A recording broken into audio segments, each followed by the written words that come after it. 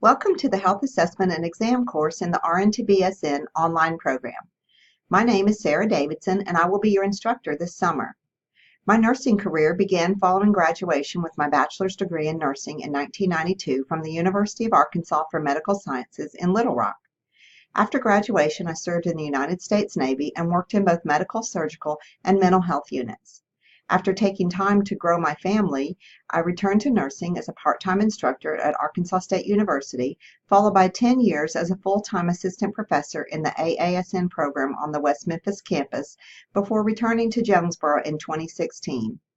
I earned an MSN with Nurse Educator concentration from A-State in 2012 and will graduate with a DNP in Nursing Educational Leadership in December 2018.